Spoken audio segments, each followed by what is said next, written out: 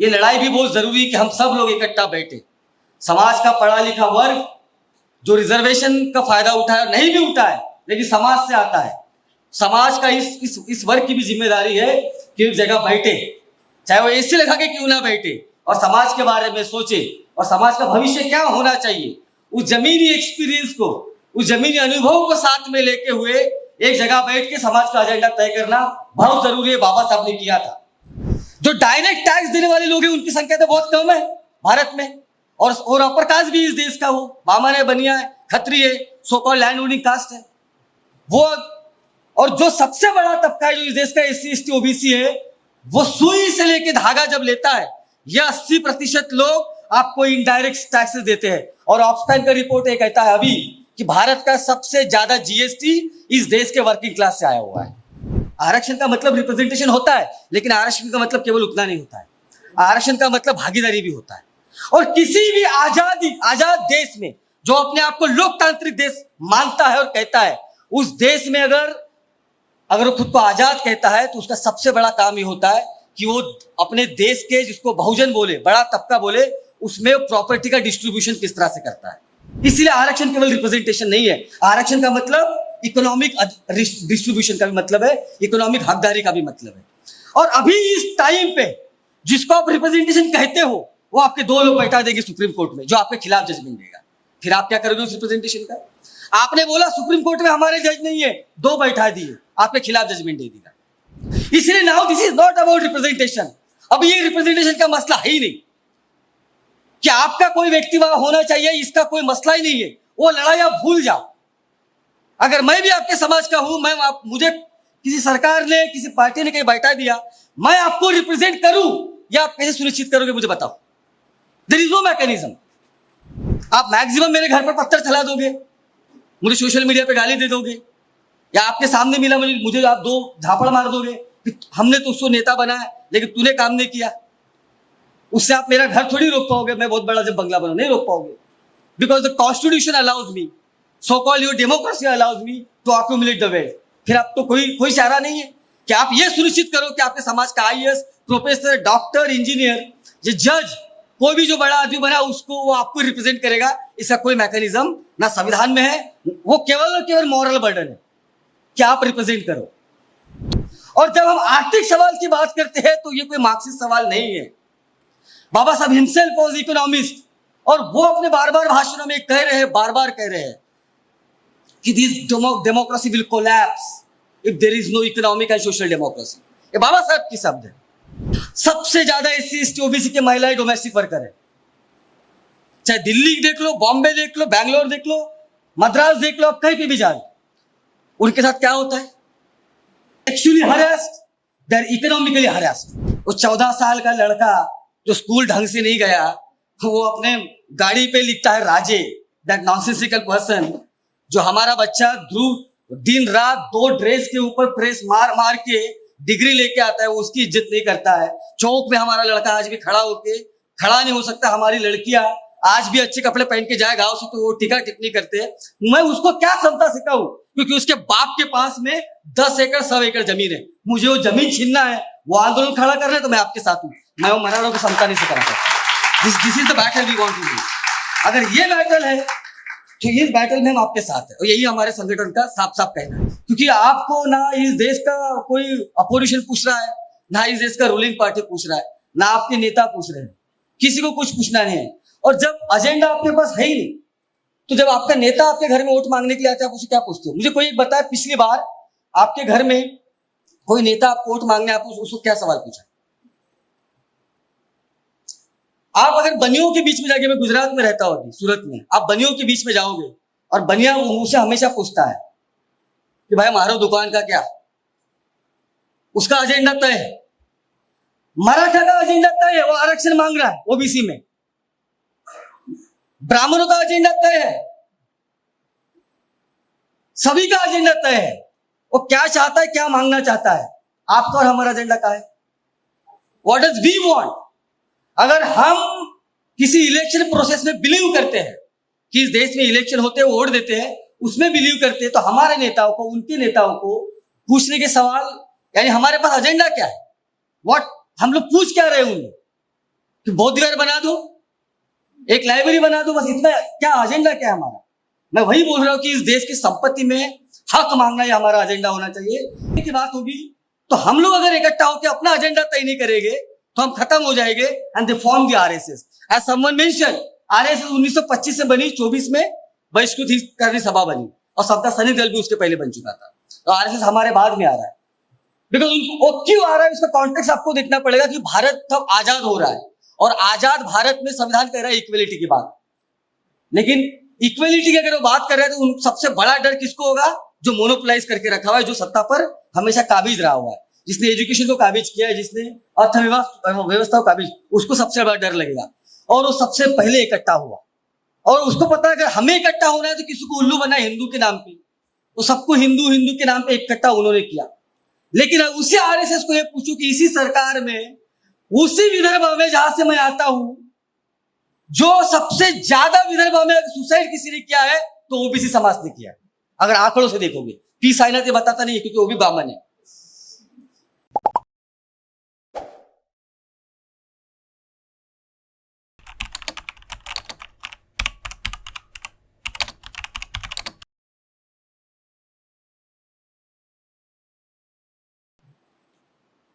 ये जो दलित एजेंडा है, जैसे अभी हमारे जो स्पीकर गए, हमारे वसंत सर, उन्होंने बताया कि ये कोई नई बात नहीं है कि हम इस तरह के दलित एजेंडा की बात कर रहे हैं, और मैं भी इस बात को मानता हूं कि ये कोई नई बात नहीं है कि इस तरह का कोई दलित एजेंडा पहली बार डिस्कस हो रहा है। ऐसा नहीं है, नई बात नहीं है।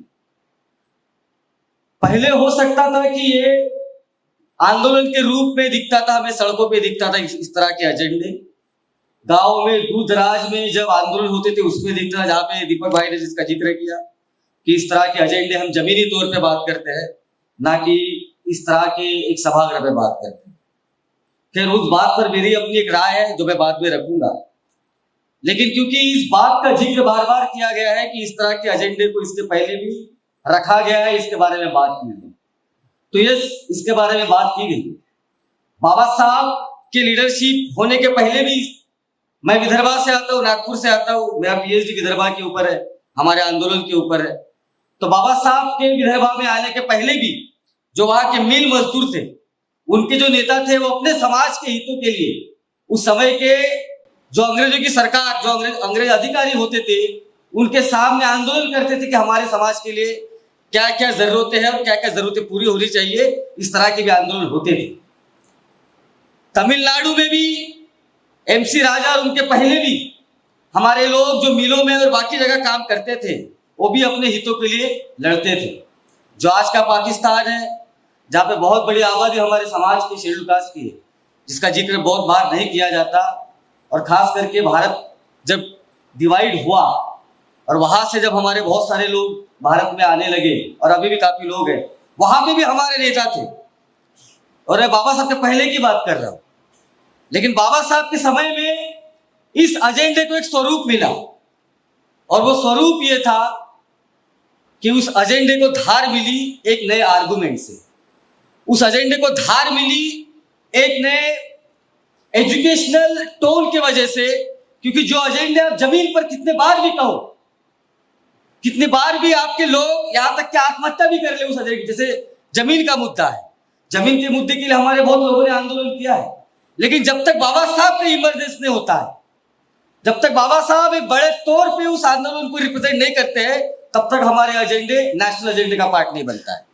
और इसीलिए अगर जमीन की लड़ाई बहुत जरूरी है, कहीं भीड़ में, कहीं भंडारा में, कहीं गोंदिया में, हमारे समाज के लोगों की जमीन की लड़ाई बहुत जरूरी है, लेकिन साथ ही साथ ये लड़ाई भी बहुत जरूरी है कि हम सब लोग इकट्ठा बैठे, समाज का पढ़ा लिखा वर्ग जो रिजर्वेशन का फायदा उठाए और नहीं भी उठाए, लेकिन समाज से आता है, समाज का इस वर्ग की भी जिम्मेदारी है कि एक जगह बैठे, चाहे वो एसी लगा के क्यों ना बैठे, और समाज के बारे में सोचे, और समाज का भविष्य क्या होना चाहिए, उस जमीनी एक्सपीरियंस को, उस जमीनी अनुभव को साथ में लेके हुए एक जगह बैठ के समाज का एजेंडा तय करना बहुत जरूरी है। बाबा साहब ने किया था। बाबा साहब ने जब शेड्यूल्ड कास्ट फेडरेशन बनाया तब भी किया था, जब all India independent labour party बनाई थी तब भी किया था। इसलिए केवल और केवल इतना कहना कि जमीनी तौर की लड़ाई जरूरी है, हाँ जरूरी है। अगर जमीन पे हम नहीं है तो हम कहीं नहीं रहेंगे। लेकिन साथ ही साथ समाज का पढ़ा लिखा वर्ग जो अपने आप को बहुत बार अपनी जिम्मेदारी से भागते हुए हमें नजर में आता है, जो बहुत बार केवल बाबा साहब की जयंती मनाने से अपने आप को खुश कर देता है, क्या वो समाज की जिम्मेदारी नहीं है? मुझ जैसे लोग जो झोपड़पट्टी से निकल के इस देश के प्रीमियर इंस्टीट्यूट में पढ़ाई करते हैं, पढ़ाई करने के बाद हमें अच्छी खासी 1 लाख 1.5 लाख की नौकरी मिलती है, क्या ये हमारी जिम्मेदारी नहीं है कि जहां से मैं आता हूं, मेरे समाज का व्यक्ति मेरे साथ, मेरे दोस्त जो मेरे साथ खेलते थे, लेकिन किसी के कारणवश गरीबी की वजह से, वहां के इन्वायरमेंट की वजह से वो पढ़ लिख नहीं पाए और आज वो किसी ब्राह्मण बन या किसी ठाकुर, किसी मराठा की गुलामी कर रहे हैं, क्या ये मेरी जिम्मेदारी नहीं बनती कि मैं अपने वक्त से वक्त निकाल के, अपने सैलरी में से अपना हिस्सा दे के, अपनी जिंदगी का एक समय निकाल के, क्या मैं उनके लिए कुछ तय कर पाऊँ? क्योंकि वो तय नहीं कर पा रहे हैं। वो 14 घंटा, मेरा भाई आज भी 14 घंटा 15 घंटा काम अभी तक करता था, उसके पास वो वक्त नहीं है काम से आने के बाद में कि वो अपना एजेंडा तय कर सकता है। तो इसलिए समाज के पढ़े लिखों की जिम्मेदारी है कि वो अगर एसी रूम में एजेंडा तय कर रहा है तो उसको सड़क पे भी उतर के वो एजेंडे को लागू करने के लिए मूवमेंट करना पड़ेगा। और इसीलिए आज हमने ये सभा का ऑर्गेनाइज किया है, इसीलिए आज हमने आप सभी को यहाँ पर बुलाया हुआ। इसका केवल और केवल इतना मकसद नहीं है कि हम यहाँ पर अपनी बात रख के यहाँ से निकल जाए। ये बहुत दिनों से, बहुत मंथन से सब बातों का हमने विचार किया है, लेकिन अभी बात यह थी कि इस एजेंडे की जरूरत क्यों है और अभी इस एजेंडे की जरूरत क्यों है। दीपक भाई ने इसके ऊपर बहुत सही तरीके से अपनी बात भी रखी। उसी बात को आगे बढ़ाते मैं आपको बात बताना चाहूंगा कि इस एजेंडे की जरूरत क्या है। पहले हो सकता था कि इस एजेंडे की उतनी जरूरत आपको ना हो, क्योंकि जब आपके पास जमीन नहीं थी गाँव में, मेरे पिता के पास जमीन नहीं थी, मेरे पिता जैसे हजारों लाखों लोगों के पास इस देश में शेड्यूल्ड कास्ट समाज से आने वाले अलग अलग उनके पास जमीनें नहीं है। और जब गांव में जमीन नहीं होती है तो किसी मराठा या किसी हमारे यहाँ पे जो लैंड ओनिंग कास्ट है उत्तर भारत में, जिसे आप ठाकुर कहते हैं, जाट कहते हैं, गुज्जर कहते हैं, अलग अलग तरह के नाम है उनके, आप खेतों पे काम करते हैं। खेत में अगर मेरी माँ कहती कि बच्चे को भेजूंगी भी नहीं, फिर भी वो गाँव का मराठा वो हमको ताने देता है और उसको लगा कि आप नहीं करोगे तो हम पर जोर जबरदस्ती करता है। ये अभी भी स्थिति है, पहले भी थी। मेरे पिताजी हमेशा बताते थे कि गांव में किस तरीके से हमको, अगर हम कहेंगे कि हमें वहां पे काम नहीं करना है, फिर भी जबरदस्ती धमकी देके जोर जबरदस्ती करके हमारे लोगों को उनके खेतों पर काम भी कराया जाता है। ये भी एक सच्चाई है। तो पहले तो ये था, तो आप गांव से शहर आ गए, अपने बच्चों को अपने बड़े मुश्किल से अपना पेट काट के म्युनिसिपल कॉर्पोरेशन के स्कूल में भेज दिया। और क्योंकि बहुत ज्यादा प्राइवेट स्कूल नहीं थे तो म्युनिसिपल कॉर्पोरेशन के स्कूल में भी पढ़ाई एक तरीके से अच्छी खासी हो जाती थी, हम वहीं पढ़े हैं। और जो वहां पर पढ़ाई होती थी एक तरीके से रिजर्वेशन को, अगर पूरी तरीके से नहीं, कई हद तक, क्योंकि सरकारी ही संस्था है, प्राइवेट संस्था तो नहीं है, तो रिजर्वेशन एक तरीके से लागू होता था। तो वहां से जनरेशन निकली। अभी बहुत सारे जो नौजवान साथी अगर अपने माँ बाप को पूछेंगे कि वो कहाँ से आए, अगर उनके माँ बाप नहीं थे, उनके दादा नानी कहाँ से आए, तो सबकी मोरलेस यही स्टोरी है कि वो गांव से आए, शहरों में अपने बच्चों को कई स्कूल में पढ़ाया, उनके बच्चे पढ़े। मेरे जानने वाले बहुत आईएएस ऑफिसर हैं जो अभी रिटायर हुए, वो अपनी कहानी जब बताते हैं तो यही बताते हैं कि शहरों में किस तरीके से आए। ये स्थिति थी।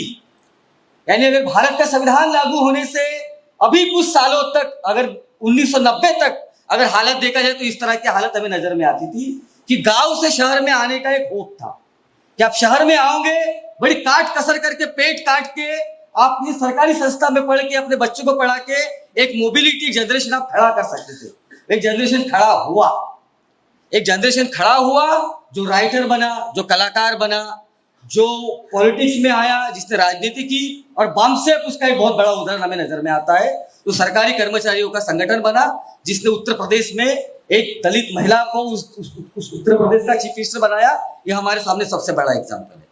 इसलिए मैं समाज के पढ़े लिखे लोगों केवल इतना नहीं बोलता, जो लोग बहुत बड़े बड़े इससे बोलते कि समाज का पढ़ा लिखा वर्ग ये धोखेबाज है। नहीं, ऐसा नहीं है, ये पूरा सच नहीं है। समाज के लेकिन उस जनरेशन के लोगों ने, जिनको पता था हम कहाँ से आए हुए, उन्होंने अपना पैसा दिया, उन्होंने अपना वक्त दिया, उन्होंने लिखा भी, उन्होंने बोला भी, और उस तरीके से एक तरीके से शेड्यूल्ड कास्ट का एक इंडिपेंडेंट ऑटोनॉमस मूवमेंट खड़ा करके एक दलित महिला को एक बहुत बड़े प्रदेश की चीफ मिनिस्टर बनाया जाता है। ये उसी आंदोलन की उपज है। और सबसे बड़ी उपज रिजर्वेशन थी, क्योंकि रिजर्वेशन था तो आपको नौकरियां थी और आप अपनी नौकरी से एजुकेशन भी लिए, अपने बच्चों को एजुकेशन दिए और कुछ कंट्रीब्यूट भी आपने मूवमेंट में किए। लेकिन 1990 के बाद ये स्थिति खत्म हो चुकी।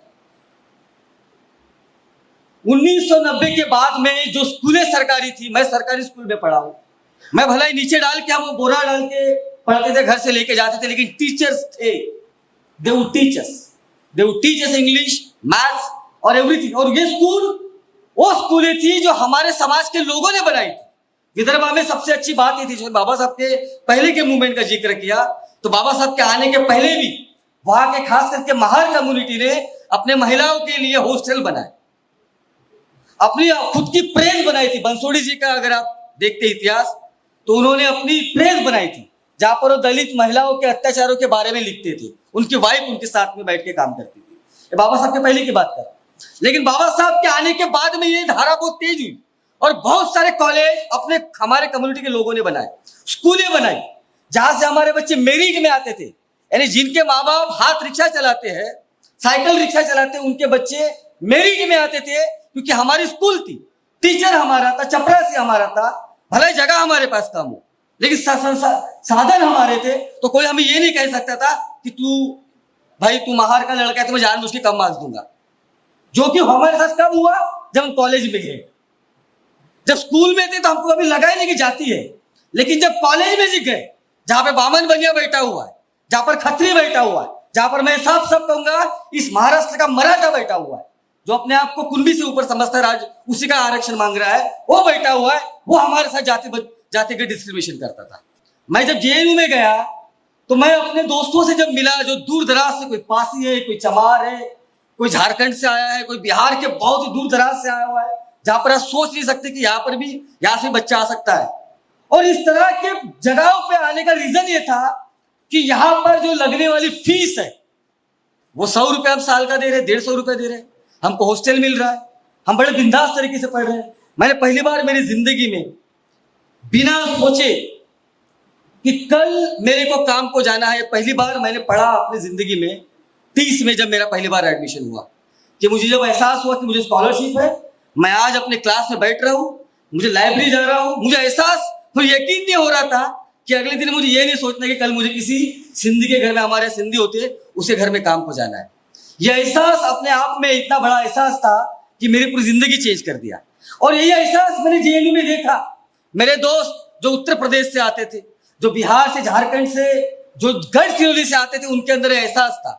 और एहसास था, इसीलिए हमने वहां पे एक तरह का स्टूडेंट मूवमेंट खड़ा किया। लेकिन मैं कह रहा हूं कि एहसास अभी खत्म हो रहा है, क्योंकि इस तरह की सरकारी संस्थाओं को, जो आपकी स्कूलें थी, उसको खत्म किया जा रहा है, उसको एड नहीं दिया जा रहा है।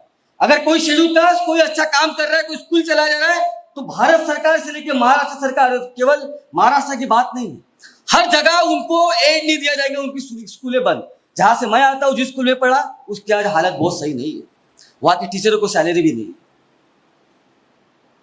जो यूनिवर्सिटी जहां पढ़ते थे, जहां पर 100-150 रुपए साल का देके पीएचडी कर पाए, वहां पे फंड नहीं दिया जा रहा है। उसी के बगल में अशोका और जिंदल बनाया जा रहा है। जहां पे सोशियोलॉजी पढ़ने के लिए, मुझे एमफिल पीएचडी करने के लिए लगभग, केवल अगर मैं मोटा मोटी खर्चे की बात करूं, किताबें हम लाइब्रेरी से लेते थे, और नहीं रही तो लाइब्रेरी लाके दे जाता, तो लगभग 10,000 लगे होंगे, मतलब पूरा भी लगू। अभी जिस यूनिवर्सिटी में मैंने पढ़ाया, जिन बच्चों को, वो मेरा सब्जेक्ट पढ़ने के लिए साल का 5 लाख रुपया देते हैं। ये बच्चे कौन है? और वहां पे सबसे बेस्ट टीचर को रिक्रूट किया जा रहा है, क्योंकि आपको 2 लाख रुपया दिया जाएगा, आपको 1.5 लाख सैलरी दिया जाएगा। सबसे बेस्ट टीचर तो जेएनयू में पढ़ा देते हैं, आज प्राइवेट में पढ़ा रहे हैं। वो क्यों ना पढ़ा है? क्योंकि उनको ज्यादा पैसा मिल रहा है। तो जो जेएनयू में पढ़ा रहा है, ऐसा टीचर पढ़ा रहा है, अभी जो रिक्रूटमेंट नया हो रहा है, ऐसा पढ़ा रहा है, जो ये बोलता है कि वैदिक काल में हमने एरोप्लेन बना दिए थे, क्योंकि वो पुष्पक विमान था। नाउ इवन उनको आइडियोलॉजी, उनके आइडियोलॉजी को मानने वाले बच्चे मुझे जेएनयू में बोलता है, भैया बड़ी बुरी हालत है। क्योंकि भला ही हम आइडियोलॉजी उनकी माने, लेकिन ज्ञान के लेवल की जब बात आती है, तो कोई फिजिक्स का स्टूडेंट होगा तो बोलेगा, भाई अगर बॉल ऊपर फेंकेगा तो ग्रेविटेशनल फोर्स से वो नीचे आएगा। कोई बोलेगा ये ग्रेविटेशनल फोर्स भी हमने वैदिक काल में इजाद की थी, वो भी मानने के लिए तैयार नहीं है। तो इस तरह के लोगों को रिक्रूट किया जा रहा है, क्योंकि उनको पता है यहाँ पर पढ़ने वाला जो बच्चा है वो दलित है, वो आदिवासी है, वो गरीब का बच्चा है, तो इसको तो कुछ भी पढ़ाया जाए। और इस सरकारी संस्थाओं को इस तरीके से खराब खत्म किया जाए, क्योंकि हमारे बच्चे कहाँ पढ़ेंगे? हमारे बच्चे वो फिर ऑक्सफोर्ड में पढ़ेंगे। अगर उनके पास पैसा नहीं है तो स्मृति ईरानी अपने पैसा दे के अपने बच्चे को ऑक्सफोर्ड पढ़ा सकती है। यहाँ के जो बड़े बड़े मंत्री अपने बच्चों को कैमरे में पैसा देके पढ़ा सकते हैं। अभी हमारे माँ बाप तो नहीं पढ़ा सकते। इसीलिए post 90s the situation has changed and we need to accept this. पहले भला वो एजेंडा होता था, हम उसका जिक्र करते थे, लेकिन आज अगर इस एजेंडे का अगर आप जिक्र नहीं करेंगे तो हमारी आने वाली जो नस्ल है, जो हमारी कौम है, जो आईएएस बन सकती थी, जो डॉक्टर बन सकती थी, मैं आपको लिख के दे रहा हूं, आपके पास डिग्री होने के बावजूद भी आप किसी बामन बनिया के घर में झाड़ू पोछा करने वाले हैं। हमारे आने वाली जनरेशन ये करने वाले तैयार होकर बैठे हुए, उन्होंने निश्चय किया है। और इसी तरीके से इस देश का इकोनॉमी चलता है। अभी ऑक्सफैम की रिपोर्ट आई, वो ये कहती है, जो बड़े बड़े धन्ना सेठ तिवारी दुबे ट्विटर पे यहाँ पे लिखते हैं और जो टीवी डिबेट पे आते हैं, कहते हैं कि आपने जो है टैक्स पेयर का मनी इस्तेमाल किया है। हमको बोलते थे आप स्टूडेंट मूवमेंट कैसे कर सकते हो? बॉस योर पहली बात तो इस देश के आधे से ज्यादा अपर कास्ट को इकोनॉमिक समझता नहीं है। They don't understand how does the informal economy works in this country. आपका अगर आप कहते हो कि भारत का 90% से ज्यादा इकोनॉमी अगर इनफॉर्मल इकोनॉमी है, इसका मतलब आपका लेबर इंटेंसिव इकोनॉमी है। और लेबर इंटेंसिव इकोनॉमी कैसे है? आपका पंचर वाले से लेके, आपका घर में पोछे वाले से लेके, ये सब आपको आपका जीडीपी का पार्ट है। कैसे? दो तरह का होता है जीडीपी ना। अभी जो खास करके जो टैक्सेस दो तरह के होते हैं, डायरेक्ट और इनडायरेक्ट। जो डायरेक्ट टैक्स देने वाले लोग हैं उनकी संख्या तो बहुत कम है भारत में, और अपर कास्ट भी इस देश का हो, बामन है, बनिया है, खत्री है, so called land owning caste है वो। और जो सबसे बड़ा तबका है जो इस देश का एससी एसटी ओबीसी है, वो सुई से लेके धागा जब लेता है, यह 80% लोग आपको इनडायरेक्ट टैक्सेस देते हैं। और ऑक्सफैम का रिपोर्ट ये कहता है अभी कि भारत का सबसे ज्यादा जीएसटी इस देश के वर्किंग क्लास से आया हुआ है। 70 से 80% का जीएसटी ये हम लोग दे रहे हैं। जब हम लोग दे रहे हैं तो भाई आपके टैक्स से तो नहीं खा रहे ना, भारत को टैक्स हम दे रहे हैं और हमारे पैसे से हम ये कर रहे हैं। ये जमीन हमारी है, ये टैक्स भी हम दे रहे हैं, आपका नाला भी हम साफ कर रहे हैं, आपका सब कुछ अपने कांधों पे लेकर हम इतने सालों से चल रहे हैं। लेकिन आज भी इस देश के जो मॉडर्न इंस्टीट्यूशन है उसको आप देखते हैं तो वहां पर सबसे ज्यादा संख्या ब्राह्मण, बनिया और बाकी अपर कास्ट की है, चाहे वो प्राइवेट इंस्टीट्यूशन हो चाहे सरकारी इंस्टीट्यूशन हो। और जो रिप्रेजेंटेशन की बात है, जिसको हम बार बार कहते हैं आरक्षण का मतलब जो है, उसका मतलब जो है, बहुत लोग कहते हैं आरक्षण का मतलब रिप्रेजेंटेशन। यस, आरक्षण का मतलब रिप्रेजेंटेशन होता है, लेकिन आरक्षण का मतलब केवल उतना नहीं होता है। आरक्षण का मतलब भागीदारी भी होता है। और किसी भी आजाद देश में जो अपने आप को लोकतांत्रिक देश मानता है और कहता है, उस देश में अगर वो खुद को आजाद कहता है तो उसका सबसे बड़ा काम ये होता है कि वो अपने देश के, जिसको बहुजन बोले, बड़ा तबका बोले, उसमें प्रॉपर्टी का डिस्ट्रीब्यूशन किस तरह से करता है। अगर वो प्रॉपर्टी का डिस्ट्रीब्यूशन नहीं करता है तो आजाद देश नहीं है। या अगर आप भारत का संविधान पढ़ते हैं और पार्लियामेंट का डिबेट पढ़ते हैं उस समय बाबा साहब की, तो बार बार इस बात का जिक्र कर रहे हैं। आप आजादी उसको नहीं कह सकते हो। और इसीलिए बाबा साहब अगेन एंड अगेन इन इस बीबीसी इंटरव्यू और उसके पहले भी बार बार कह रहे कि जिस देश में राजनीतिक, जिसको पॉलिटिकल डेमोक्रेसी कहते हैं, वो फेल कैसे हुई, बाबा साहब इसके उदाहरण देते। वो जर्मनी का उदाहरण देते और स्पेन का उदाहरण देते। और इसीलिए वो कहते कि वो डेमोक्रेसी नहीं है, कि वहां पे आर्थिक और सामाजिक डेमोक्रेसी नहीं है। मैं कहता हूं कि आरक्षण एक छोटा सा निगोशिएशन था। It was a small negotiation. पुनः पैक्ट के बाद में और पुनः पैक्ट के पहले का अगर आप इतिहास देखते हैं तो रिजर्वेशन बाबा साहब के लिए छोटा सा निगोशिएशन था। और छोटे से निगोशिएशन से आप पूरे भारत के जो दबे कुचले समाज है उसमें थोड़ा बहुत प्रॉपर्टी कैसे डिस्ट्रीब्यूट करते हैं। इसलिए आरक्षण केवल रिप्रेजेंटेशन नहीं है, आरक्षण का मतलब इकोनॉमिक डिस्ट्रीब्यूशन का भी मतलब है, इकोनॉमिक हकदारी का भी मतलब है। और अभी इस टाइम पे जिसको आप रिप्रेजेंटेशन कहते हो, वो आपके दो लोग बैठा देंगे सुप्रीम कोर्ट में जो आपके खिलाफ जजमेंट देगा। फिर आप क्या करोगे उस रिप्रेजेंटेशन का? आपने बोला सुप्रीम कोर्ट में हमारे जज नहीं है, दो बैठा दिए, आपके खिलाफ जजमेंट दे देगा। आपने बोला हाई कोर्ट में हमारा रिप्रेजेंटेशन नहीं है, आपका जज बैठा के बोलेंगे सबसे खुलेआम की हुआ एट्रोसिटी को वो जज साबित करेगा आपके समाज का कि एट्रोसिटी नहीं था। This is how it works. Khairlanji में भी यही किया गया बहुत बार।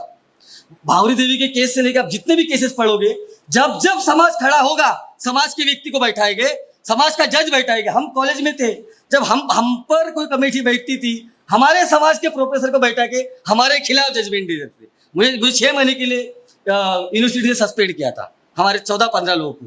जब हम आरक्षण इंप्लीमेंटेशन की जेएनयू में बात कर रहे थे, वो तो जेएनयू था जिसकी खबर बाहर चल जाती है तो आउट ऑफ मीडिया के प्रेशर, लोगों के प्रेशर की वजह से वो कुछ नहीं कर पाते। लेकिन ऐसी बहुत सारी इंस्टीट्यूशन है जो आंकड़ा कहता है कि हमारे बच्चे सुसाइड कर लेते हैं। हमारा प्रोफेसर वहां कुछ नहीं बोल पाता। आपका आईएएस ऑफिसर को पता है कि मैं कुछ बोलूंगा तो मेरा वेकेशन का पैसा कट जाएगा, मेरे बच्चों को मैं ऑक्सफोर्ड कैसे भेजूंगा, उसकी मजबूरी है, मैं उसको भी बुरा नहीं मानता हूं। वो कुछ नहीं बोल पाता जो थोड़ा बहुत कुछ आपके आईएएस ऑफिसर है। इसलिए now this is not about representation. अब ये रिप्रेजेंटेशन का मसला है ही नहीं कि आपका कोई व्यक्ति वहां होना चाहिए, इसका कोई मसला ही नहीं है। वो लड़ाई आप भूल जाओ। अगर मैं भी आपके समाज का हूं, मुझे किसी सरकार ने, किसी पार्टी ने कहीं बैठा दिया, मैं आपको रिप्रेजेंट करूं, या आप कैसे सुनिश्चित करोगे मुझे बताओ। There is no mechanism. आप मैक्सिमम मेरे घर पर पत्थर चला दोगे, मुझे सोशल मीडिया पे गाली दे दोगे, या आपके सामने मिला मुझे आप 2 झापड़ मार दोगे कि हमने तो उसको नेता बनाया लेकिन तूने काम नहीं किया। उससे आप मेरा घर थोड़ी रोक पाओगे, मैं बहुत बड़ा जब बंगला बना नहीं रोक पाओगे। Because the constitution allows me, so call your democracy allows me to accumulate the wealth. फिर आप तो कोई चारा नहीं है कि आप ये सुनिश्चित करो कि आपके समाज का आईएएस, प्रोफेसर, डॉक्टर, इंजीनियर, ये जज, कोई भी जो बड़ा आदमी बना उसको वो आपको रिप्रेजेंट करेगा। इसका कोई मैकेनिज्म ना संविधान में है। वो केवल मॉरल बर्डन है कि आप रिप्रेजेंट करो। तो इसलिए मैं कहता हूं कि it is not about representation, it is about our share. इस देश की वेल्थ है, इस देश की जो संपत्ति है, अगर वो हम कमा के दे रहे हैं, हमारे टैक्स, इस देश का रेवेन्यू अगर सरकार को मिल रहा है, तो सीधा सीधा हम सवाल पूछना चाहिए कि हमारा हक कहाँ है। और अगर हमारा हक कहाँ है हम नहीं पूछेंगे तो हम वही आइडेंटिटी पॉलिटिक्स में, वही जहां पर एक कोई अपने आप को बोलेगा कि मैं बुद्धिस्ट हूं तो मैं बड़ा हूं, कोई बोलेगा कि मैं ये हूं, मैं मातंग हूं, कोई चमार हूं, उस आइडेंटिटी के सवाल पे हम फंसे रहेंगे। और जब हम आर्थिक सवाल की बात करते हैं तो ये कोई मार्क्सिस्ट सवाल नहीं है। बाबा साहब हिमसेल्फ वाज इकोनॉमिस्ट, और वो अपने बार बार भाषणों में बार बार कह रहे हैं कि this democracy will collapse if there is no economic and social democracy. ये बाबा साहब की शब्द है। लेकिन बाबा साहब के जाने के बाद में हमने हमारे आर्थिक मूवमेंट को कई हद तक ठंडे बस्ते में डाल दिया। हम उसका जिक्र नहीं करते हैं। सबसे ज्यादा एससी एसटी ओबीसी के महिलाएं डोमेस्टिक वर्कर है। चाहे दिल्ली देख लो, बॉम्बे देख लो, बैंगलोर देख लो, मद्रास देख लो, आप कहीं पे भी जाओ, उनके साथ क्या होता है? कभी पढ़ा है आपने डोमेस्टिक वर्कर की? कोई भी आप एक रिसर्च पढ़िए, न्यूज पढ़िए, क्या होता है? They are sexually harassed, they are economically harassed. और किसके घर में काम करते हैं ये लोग? किसके घर में काम करते हैं? इस देश का जो बड़ा तबका, जो डेटा कहता है कि मिडिल क्लास और अपर मिडिल क्लास और रिच इस देश का अपर कास्ट है। तो लड़ाई तो बहुत साफ साफ है, वो वहां पे, हम यहाँ पे। लेकिन वो लड़ाई को हम छेड़ना नहीं चाहते, वो लड़ाई को हम साफ साफ बोलना नहीं चाहते। हम बोलना नहीं चाहते कि इस देश का अपर क्लास, अपर कास्ट भी है जो हमारे खिलाफ खड़ा हुआ है, हमारे हर प्रोग्रेसिव मेजर के खिलाफ खड़ा हुआ है। वो आज हमको अलग अलग तरीके से बांट भी रहा है। तो मैं कहने की कोशिश यही कर रहा हूं, हमारा एजेंडा यही है। हमारा एजेंडा ये है कि समाज के रियल इशू पर बात किया जाए। हम 14 अप्रैल से त्योहार मनाएंगे, वो त्योहार की तरह ही मनाएंगे, लेकिन हमारा केवल वो लक्ष्य नहीं है। हम वो लड़ाई जीत चुके हैं। मैं बार बार कहता हूं, we have won the symbolic battle. हम लोग सिंबॉलिक बैटल जीत चुके हैं। जहां पर बाबा साहब का स्टैच्यू हमें लगाने नहीं दे रहे थे ये लोग, वहां पे आज कोई आदमी जो भर पेट के डिनर टेबल पे बीबी के साथ मिलके बाबा साहब को गाली देता हो, बाहर आके वो बाबा साहब का बहुत बड़ा स्टैच्यू भी लगा देगा। वो लड़ाई हम जीत चुके हैं, है ना? जो आदमी बाबा साहब को मानता भी नहीं होगा, वो बाबा साहब का इतना बड़ा स्टैच्यू बनाएगा। अभी आपको बाबा साहब के स्टैच्यू की लड़ाई हम जीत चुके हैं। 14 अप्रैल हर कोई व्यक्ति मनाएगा, सुप्रीम कोर्ट में मनेगी, हर जगह मनेगी, और वो लड़ाई हम जीत चुके हैं। और दूसरी लड़ाई, सामाजिक लड़ाई की, वो हमें एक्सेप्ट करे। मुझे अच्छा दिखना है क्योंकि कोई अपर कास्ट मुझे ये ना बोले कि मैं दलित हूं। I don't give damn about that कि अपर कास्ट मेरे बारे में क्या सोचता है, मैं मेरे बारे में क्या सोचता हूं, मैं कितना अच्छा रहूं, उसके बारे में हमें सोचना चाहिए। वी कैन फाइट अपने सोशल एक्सेप्टेंस के लिए, किसी से फाइट नहीं कर सकते। हम अगर बहुत अच्छे भी कपड़े पहने, तो मैंने एक बार बाजार में सुना बॉम्बे में, वो औरत अपने बच्चे को बोल रही है वो जय भीम कलर क्यों खरीद रहा है। This is how the caste ingrained in their mind. और मुझे उसका कोई मतलब नहीं है, ना मैं उनके दिमाग से जाति निकालना चाहता हूं। मेरे को कोई शौक नहीं है कि मैं समता मूलक समाज बनाऊं। मुझे शौक है कि मेरे कम्युनिटी का लड़का, मेरे कम्युनिटी की लड़की जो गांव दूर दराज में है, अगर उसके ऊपर कोई अत्याचार हो रहा है, अगर उसको पढ़ने के लिए रोजी रोटी नहीं है तो उसके साथ मैं खड़ा रहूं, ये मेरा सपना है। मुझे कोई जरूरत नहीं है कि मैं समता मुझे समझ जाऊं, ये बड़े बड़े शब्दों का मुझे कोई लेना नहीं। मैं क्या उस मराठों को समता सिखाऊंगा? वो 14 साल का लड़का जो स्कूल ढंग से नहीं गया, वो अपने गाड़ी पे लिखता है राजे, दैट नॉनसेंसिकल पर्सन। जो हमारा बच्चा ध्रुव दिन रात 2 ड्रेस के ऊपर प्रेस मार मार के डिग्री लेके आता है, वो उसकी इज्जत नहीं करता है। चौक में हमारा लड़का आज भी खड़ा नहीं हो सकता। हमारी लड़कियां आज भी अच्छे कपड़े पहन के जाए गांव से तो वो टिका टिप्पणी करते हैं। मैं उसको क्या समता सिखाऊं? क्योंकि उसके बाप के पास में 10 एकड़ 100 एकड़ जमीन है। मुझे वो जमीन छीनना है, वो आंदोलन खड़ा कर रहे हैं तो मैं आपके साथ हूं। मैं वो मराठों को समता नहीं सिखाना चाहता। This is the battle we want to do. अगर ये बैटल है तो इस बैटल में हम आपके साथ हैं, और यही हमारे संगठन का साफ साफ कहना है। We are not youngsters.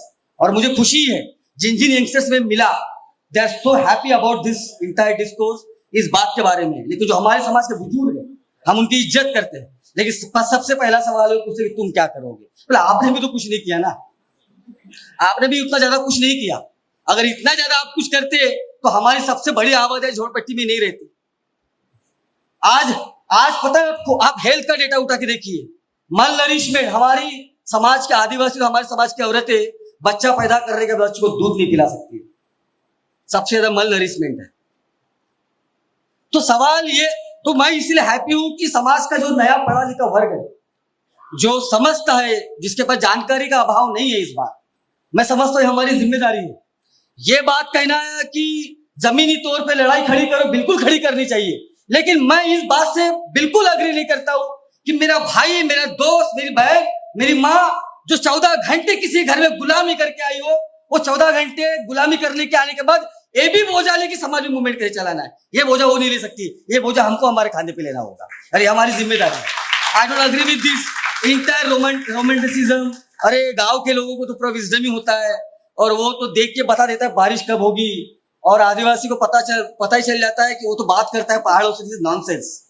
जब आदिवासी औरत और एक दलित औरत सुबह उठती है बिना पैर के चप्पल में ठंड में, और जब वह चलती है पानी लाने के लिए, अगर उसके पैर में कांटा चुभता है ना, उतना ही दर्द होता है उसको जिसमें शहर में किसी को दर्द होगा। तो ये फालतू की बातें नहीं चाहिए कि वो उनसे हम सीखेंगे। You have to tell, that's what Baba Saheb did. He studied abroad, he came back, he said see boss I am your leader. Why? I know more. मैं आपसे 2 बातें ज्यादा जानता हूं। मैं बस खत्म करूंगा सर। मैं आपसे 2 बातें ज्यादा जानता हूं, इसलिए मैं आपको बताऊंगा। बाबा साहब ने कहा, इसलिए पढ़े लिखे समाज की जिम्मेदारी है कि वो समाज इस डिस्कोर्स को आगे लेके जाए। कि हमने ये मूवमेंट स्टार्ट किया है समाज के अलग अलग जातियों से, खासकर शेड्यूल कास्ट समाज से आने वाले हमारे भाई, हमारे बहनें, हमारी दोस्त, इस सब के साथ मिलके, ये कोई स्टूडेंट ऑर्गेनाइजेशन नहीं है। आई एम 36 ईयर ओल्ड, मैं 36 साल का आदमी हूँ। मैंने यूनिवर्सिटी में पढ़ा है, रिजाइन कर दिया क्योंकि मुझे लगा चलो मेरी बीबी कमाती घर चल जाएगा। तो this is how the balance we are making. मुझे से बाकी भी लोग हैं और उसको पता है कि मैं जहाँ से आता हूँ वो हैप्पी है कि मैं अपने समाज के लिए कुछ करूँ। तो मुझे ये लगता है कि उस जिम्मेदारी को हम जैसे ही लोग सोचे कि एक संगठन बनाए, इस तरह की भूमिका रखें। पढ़े लिखे भी हम लोग हैं, गरीबी से भी आए हैं, दर्द भी जानते हैं, एसी में भी बैठे। इस सब का अनुभव लेके हम समाज में इस तरह के दीपक भाई जैसे लोग जमीन पे काम करते हैं, सर जैसे लोग जिनके पास बहुत बड़ा एक्सपीरियंस है, जयता जैसे लोग, हमारे बाकी साथी जो है वो जमीन पे काम करते हैं, हम इनके साथ मिल के काम करना चाहते हैं।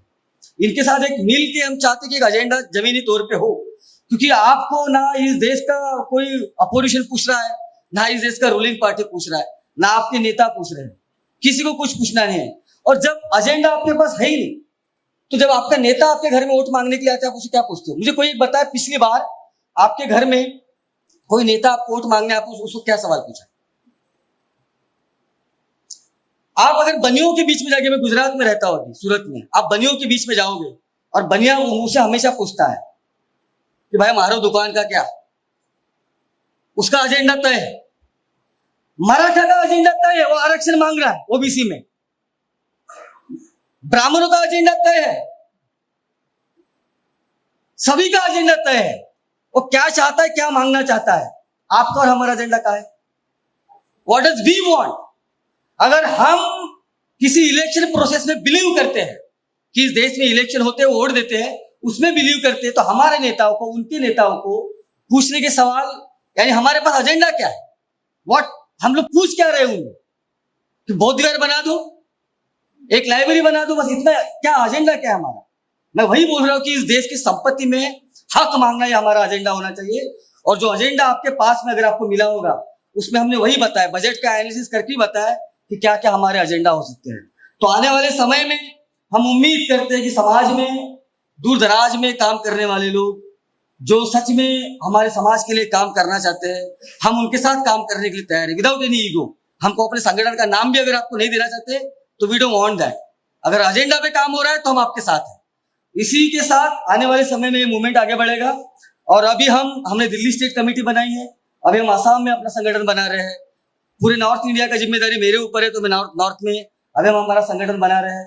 महाराष्ट्र स्टेट कमेटी बनी है, उसकी जिम्मेदारी कि महाराष्ट्र में अलग अलग डिस्ट्रिक्ट लेवल पे काम करे, लोगों को जोड़े और एक कैडर बेस मूवमेंट खड़ा करे। क्योंकि ब्राह्मणों का एक कैडर बेस मूवमेंट है, ब्राह्मण को पता है वो माइनॉरिटी है। अगर आप आरएसएस का इतिहास पढ़ोगे तो आरएसएस उस वक्त में इकट्ठा हो रहा है जहां पर उनको पता है कि देश आजाद होने वाला है। और ब्राह्मणों को यह लग रहा है अगर देश आजाद होगा, बराबरी की बात होगी, तो हम लोग अगर इकट्ठा होकर अपना एजेंडा तय नहीं करेंगे तो हम खत्म हो जाएंगे। And they form the RSS. As someone mention, RSS 1925 से बनी, 24 में बहिष्कृत करनी सभा बनी और सबका सैनिक दल भी उसके पहले बन चुका था। तो आरएसएस हमारे बाद में आ रहा है। बिकॉज उनको क्यों आ रहा है, इसका कॉन्टेक्स्ट आपको देखना पड़ेगा कि भारत तब आजाद हो रहा है और आजाद भारत में संविधान कह रहा है इक्वलिटी की बात। लेकिन इक्वलिटी की अगर वो बात कर रहे हैं तो सबसे बड़ा डर किसको होगा? जो मोनोपोलाइज करके रखा हुआ है, जो सत्ता पर हमेशा काबिज रहा हुआ है, जिसने एजुकेशन को काबिज किया है, जिसने अर्थव्यवस्था को काबिज, उसको सबसे बड़ा डर लगेगा। और वो सबसे पहले इकट्ठा हुआ और उसको पता है अगर हमें इकट्ठा होना है तो किसी को उल्लू बना हिंदू के नाम पे, तो सबको हिंदू हिंदू के नाम पे इकट्ठा उन्होंने किया। लेकिन अब उसी आरएसएस को ये पूछो कि इसी सरकार में, उसी विदर्भ में जहां से मैं आता हूं, जो सबसे ज्यादा विदर्भ में सुसाइड किसी ने किया है तो ओबीसी समाज ने किया है। अगर आंकड़ों से देखोगे, पी साइनाथ ये बताता नहीं है क्योंकि वो भी ब्राह्मण है। सबसे ज्यादा सुसाइड जो है वो ओबीसी ने किया है, क्योंकि उसका सबसे बड़ा जो पूरा जीवन है वो लैंड के ऊपर है और वो मार्जिनल फार्मर है। विदर्भ में मराठा फार्मर जैसे आपके इधर होता है, बड़ा फार्मर नहीं है, मार्जिनल फार्मर है, और वो सबसे ज्यादा ओबीसी है। लेकिन यही आरएसएस, यही वीएचपी वहां पे पुंगा पुंगा लगा के राम कथा चलाती, वो भी ओबीसी खुश। पड़ोस का मर गया तो राम कथा चल गई, उसका कोई आंदोलन नहीं है। जिसका आंदोलन है उसको ये लोग आगे नहीं बढ़ने दे रहे, उन ओबीसी को, उनको जेल में डाल दिया जा रहा है। और उनके ओबीसी के नेता उनके साथ खड़े नहीं रहते हैं, क्योंकि वो बोलता है ये दलित बन गया। The moment they speak the language that we are speaking, वो उसको बोलते हैं यहां महार बनला, हाँ अंबेडकर चला महार बनला, याला बाजूला करा। This how it is happen. But कहने का मतलब यही है कि आपके वही आरएसएस जो हिंदू की बात करता है, वो हिंदू आपके सामने मर रहा है और लाखों की संख्या में सुसाइड कर रहा है। अभी महाराष्ट्र सरकार का आंकड़ा है, ये सरकार का आंकड़ा है कि लाखों की संख्या में वो सुसाइड कर रहा है। और again I am repeating the same thing, they are OBCs, they are majority, they are OBCs and then scheduled caste. जहां से वो रहना आती है हमारे विदर्भा से, जिस विदर्भा से अमरावती को रिप्रेजेंट करती है, वहां पे सबसे ज्यादा आदिवासी बच्चे भूख के कारण मरते हैं, भूख के कारण, अनाज नहीं मिलने के कारण। और जैसे मैंने बोला, वहां पे आदिवासी माएं बच्चा पैदा करने के बाद उसके शरीर में इतनी ताकत नहीं, कोई दूध पिला सकती, वो सबसे ज्यादा मेड़घाट में, अमरावती में। लेकिन वही हिंदू के नाम पे वो टीका लगा के राम राम कर रही है पूरे इसमें, और आदिवासी बच्चा घूम घूम करके रोज रात को एक बच्चा रोज मरता है। ये मेड़घाट की कहानी है। क्योंकि और ये है, जब बाबा साहब बोलते रहे ब्राह्मणिज्म सबसे डेंजरस है, तो ब्राह्मणिज्म में सबसे, जैसे मैं बोलता हूं, अगर बुद्धिज्म का ओरिजिन मानवता से स्टार्ट होता है तो ब्राह्मी और ब्राह्मणों का ओरिजिन अमानवता से स्टार्ट होता है। वो अमानवीय लोग हैं, उनके सामने लोग, उनकी आइडियोलॉजी लोगों को मार रही है, इस तरीके से मार रही है। तो इसीलिए मैं कहता हूं, हमारा रिजर्वेशन को खत्म इन्होंने प्राइवेटाइजेशन से कर दिया। हमारा जो हमारे रिप्रेजेंटेटिव है, तो सबसे ज्यादा रूलिंग कास्ट पॉलिटिकल पार्टी से आते हैं, चाहे बीजेपी हो, कांग्रेस और एनसीपी और बाकी अन्य पार्टी से हो। हमारे चुने हुए लोग वहां पर अपना मुंह नहीं खोलते पार्लियामेंट के अंदर, विधानसभाओं के अंदर, अपने आकाओं के सामने। हमारी सबसे ज्यादा, जैसे मैंने बोला, पोस्ट 90 अनएम्प्लॉयमेंट हमारा बढ़ा हुआ है। आज के तारीख में अनएम्प्लॉयमेंट का अगर डेटा कास्ट के हिसाब से चेक किया जाए तो सबसे ज्यादा अनएम्प्लॉयमेंट पढ़े लिखों में, एससी एसटी ओबीसी में। महिलाओं की स्थिति हमारे समाज में सबसे ज्यादा बुरी है। जब ये सब हमारे सामने है तो फिर आगे क्या? तो आगे क्या, ये सवाल इसीलिए एजेंडा आपको जवाब देता है, आगे क्या? कि हमें डिमांड करना पड़ेगा, शुरुआत करनी पड़ेगी। सड़कों की लड़ाई लड़नी पड़ेगी, लेकिन सड़कों की लड़ाई तभी हो पाएगी जब हमारा एक well organise cadre based movement हो। क्योंकि अगर हमारा शत्रु, और मैं शत्रु इधर साफ साफ शब्दों में कह रहा हूं, आरएसएस बीजेपी आज के तारीख में, हमारा शत्रु अगर पूरे शस्त्र लेके हमारे खिलाफ खड़ा हुआ है, हमारे समाज के दलालों को अपने साथ खड़ा होके हमारा खिलाफ लड़ा रहा है, तो हमारी ये तैयारी होनी चाहिए कि इस एक कैडर बेस्ड मूवमेंट खड़ी हो, जो कैडर बेस्ड मूवमेंट सड़कों पे बहुत बड़ा आंदोलन करे, और बिना आंदोलन से हमें कुछ मिलेगा नहीं। ये हम इस बात को मानते हैं। इसी बात से अपनी बात खत्म करता हूं। आपने मुझे बड़े ध्यान से सुना, तो मैं सभी का धन्यवाद करता हूं। जय भीम।